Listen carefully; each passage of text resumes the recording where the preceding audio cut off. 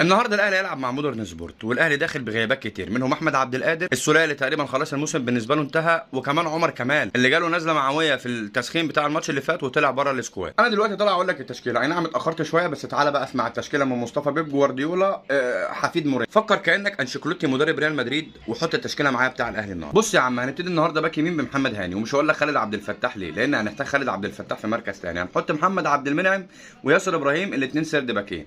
خالد عبد الفتاح نلعب بيه باك شمال، وهقول لك ليه برضه. اسمعني للاخر علشان تفهم. بس قبل ما اقول لك التركايه هقول لك على خط الوسط الاول، هيبقى اكرم توفيق، امام عاشور، مروان عطية. خط الهجوم بقى، خط الهجوم كده وانت مغمض، حسين الشحات، طاهر، وسام ابو علي، لان هم دول اللي جاهزين. بس الماتش اللي بعد مودرن في الدوري هيبقى بيراميدز، سيبك من ماتش الكاس اللي جاي، الماتش اللي بعد مودرن في الدوري هيبقى ماتش بيراميدز تاني. والماتش بتاع النهارده وماتش بيراميدز ما ينفعوش فيهم الاسم على، ولكن ماتش بيراميدز الاهم والاقوى، فانت محتاج حسين الشحات اكتر. حسين الشحات واخد انذارين، لو خد انذار النهارده في ماتش مودرن سبورت